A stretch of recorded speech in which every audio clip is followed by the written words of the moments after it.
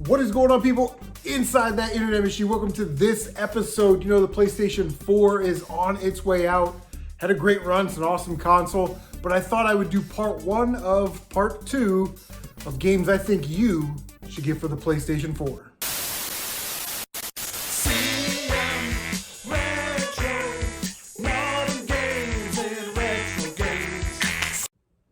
So, like I said, the PlayStation 4 is on its way out. Had a good lifespan, man. A lot of great games, beautiful console.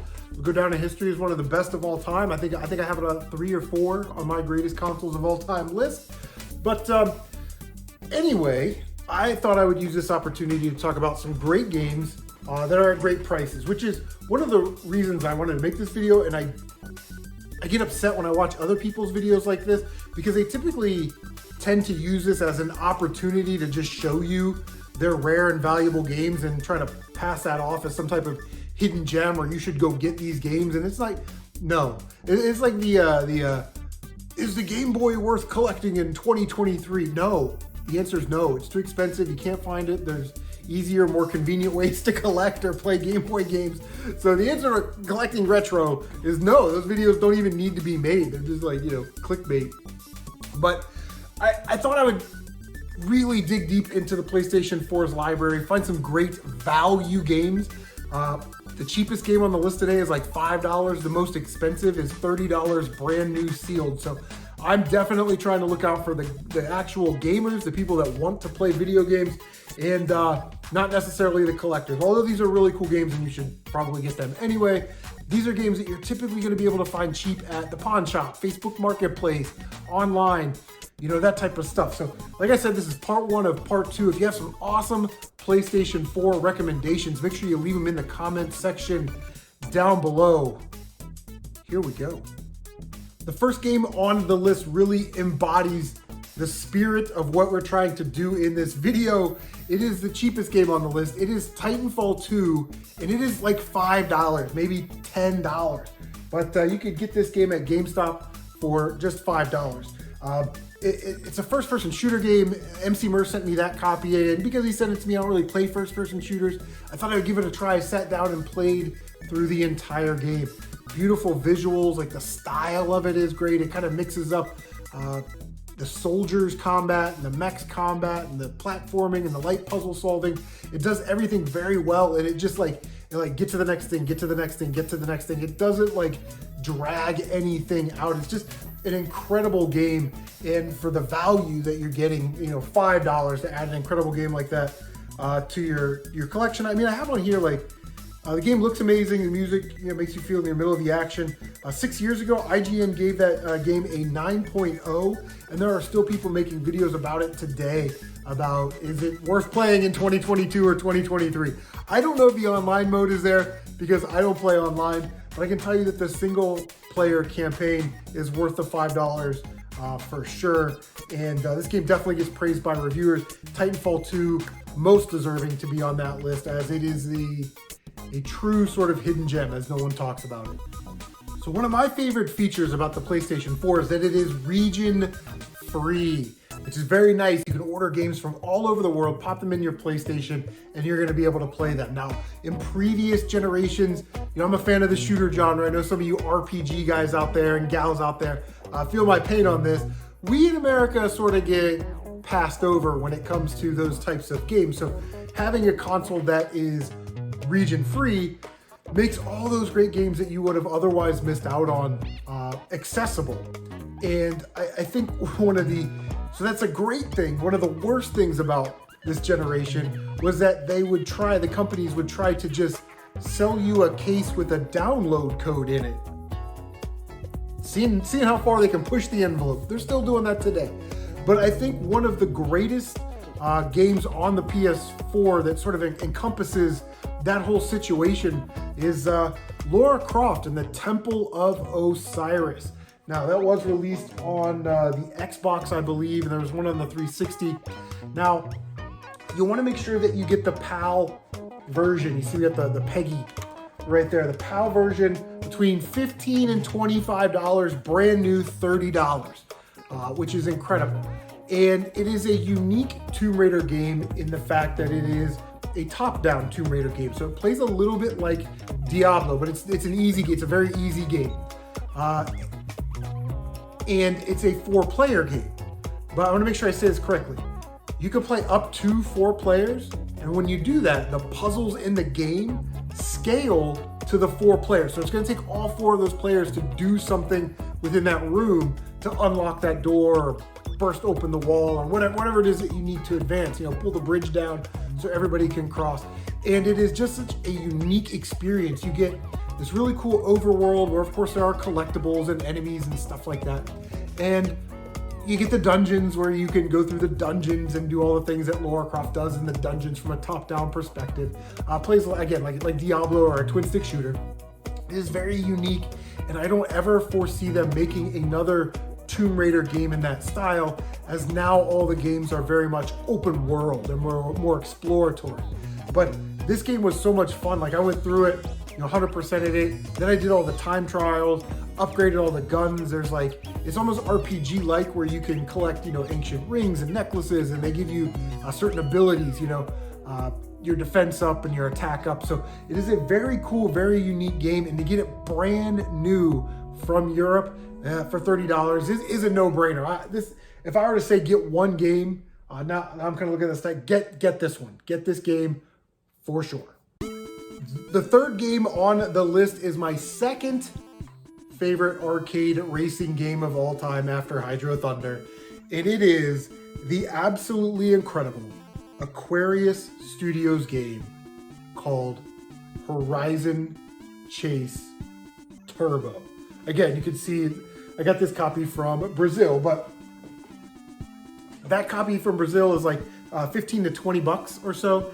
This came out later on all different consoles, and there's day one editions and DLC editions and collector's editions. So, I mean, if you want to pay a little bit more and get those, you can, but the standard edition is, like I said, 15 to 25 bucks from Brazil. And it was going to be a physical release in Brazil only type situation. And then I bought it, and I think Roaming Dan got a copy, and maybe Retro Hacker, Video Game Collector. And then 6 months after that, they said, well, we're just going to release it worldwide with all these collector's editions on Xbox, Switch, PS4. You know what I mean? But it's an incredible game. It runs fast. It's got this beautiful, vibrant style. There's cars that you unlock, the world tour mode, time travel modes, online modes and stuff like that. There was some DLC that came out. The cars are incredible. They all have different abilities that you can upgrade. Upgrade your handling sometimes, and your tires and your gas and things like that. But what I love about it is I get so tired of maximize your drift to get a boost, or jump off the ramp and do 30 flips to get your boost. You just get your boost, and then there's nitro bottles on the track that you collect to get additional boost, and then you also have to watch your gas. There's gas cans on the track, and you have to make sure that you're refilling your gas. So there's a little bit of strategy involved. Am I going to take this fast, zippy car that's really good on gas mileage, but it kind of gets dinged around and banged around on the track? Or am I going to take this heavier car that has a higher acceleration speed, has a higher max value, but just burns through gas? I have to get gas every single lap. Those are things that you have to consider. There's also tokens on the track. You get all 15 out of 15 or 20 out of 20. You get a little bonus there. You get the gold trophy, the platinum trophy, or whatever it is. But yeah, just a really cool game. It reminds me more of Outrun. It gets compared to a lot of the 90s arcade racers. But for me, Horizon Chase Turbo is an Outrun clone. And the guy that did the soundtrack for this did the soundtrack for Top Gear and Lotus, so it sounds like a 16-bit racer. It is absolutely incredible. I used to stream this game all the time, and if you want to check that out, I'm sure there's those streams down there. You can check out what that game is all about.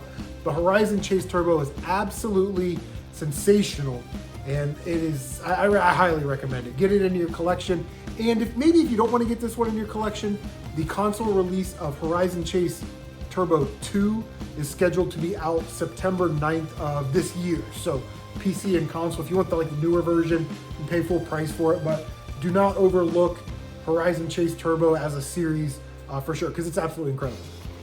So I wanted to pick an open world game, because open world games are, I don't know how to say this, but they're it's this generation's type of game, you know what I mean?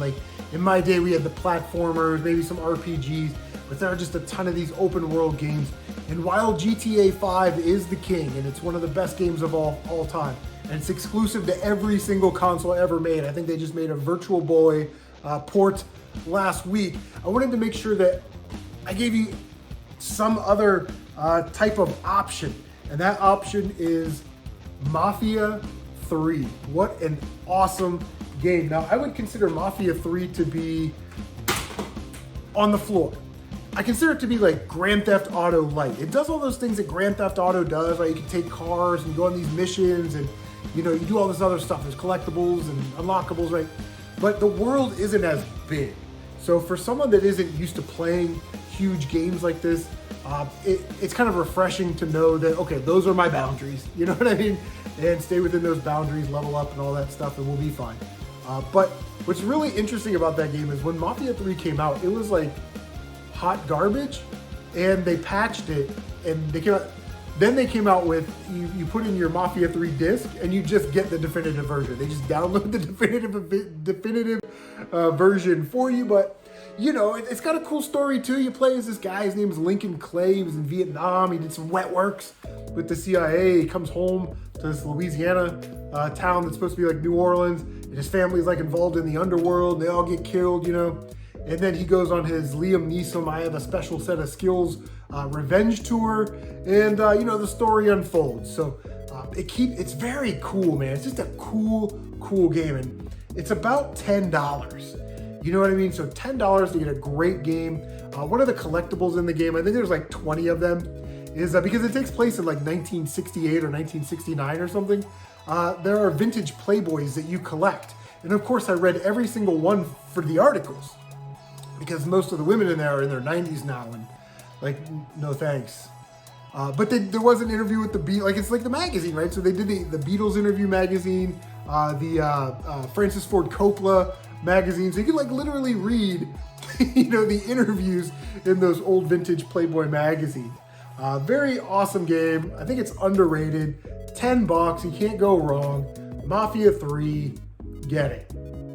Here we go, last game on the list. I recently finished this, and I told my daughter to take this downstairs to her room and put it away because I will probably throw it in. It's the most addicting game I've played in a long time. It's $20. It came out like 6 years ago. It is Nier Automata. Now I have the day one edition, but there's like a collector's edition, a game of the year edition, standard edition. They're all sort of about the same price. They're in that $20 price range. Of course, if you want the collector's edition or you want one brand new sealed, it's probably gonna cost a little bit more. But again, we kept all of our games today under $30. This is the action RPG, man. You run around, it's like hack and slash, beat 'em up stuff. You collect items, you level up, you advance the story. There's so many side missions. There's like 40 something weapons in this game. There is way much to do, and it is absolutely incredible. Highly recommend. The story is incredible. There are 26 different endings, one ending for each letter of the alphabet. A, B, C, D, and E. That's the main story. F through Z, they're all sort of joke endings, like the science person will say, here, eat this fish, it'll probably kill you, but hey, it's for the best interest of science. You eat the fish, you die, the credits roll, you get ending E, right? Or whatever, or ending F, whatever it is. Or like you go into the final boss fight and you just walk away and it says, 2V decided she wanted to go fishing. You know what I mean? So it gives you kind of those joke endings, but you play the first playthrough as 2B, the female android.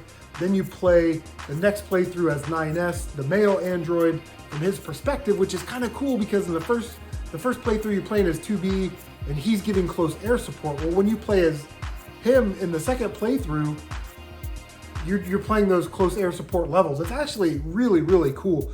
And then the third playthrough, you meet up with A2, who's like an assassin. She's another android. And then after the third playthrough, you get the chapter select. So you can kind of go through and get all the things that you need to get those endings. You have to play the whole game over again. But I will say that to play the game the first time is about 15 to 20 hours. The second playthrough was about 5. The third playthrough was about 5. And then 4 and 5 took, I don't know, maybe like an hour each or something by the time you were able to, I took the time and like leveled up and maxed out all my gear and stuff like that. So I played for a lot longer, then you're gonna need, because it's like 5 playthroughs, you're like, that's, let me calculate that, that's 10 billion hours. No, it's like a 40, 50 hour game, you know what I mean, that comes in these nice little chunks. Beautifully done, the music is absolutely incredible. Like I said, the story's really, really good.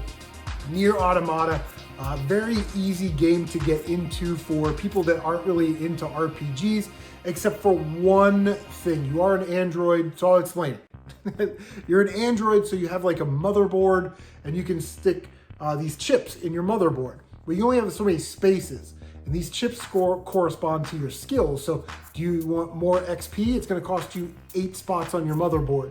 You wanna be able to run faster? Well, that's gonna take 11. But now you only got 1 spot left out of your 20 because you've used 19. So you have to manage that. But you could also fuse like chips together. So if you had 2 speed upgrades that were 5 spots apiece in your motherboard, you fuse them together, you would get like the same result, but it would only take up like 8 spaces instead of 10, you know what I mean? So you gotta kind of know that. It's kind of weird, they don't really explain it that well in my opinion, but still a beautiful game that you can still find out there. I highly recommend it. One of the greatest games of all time, Nier Automata.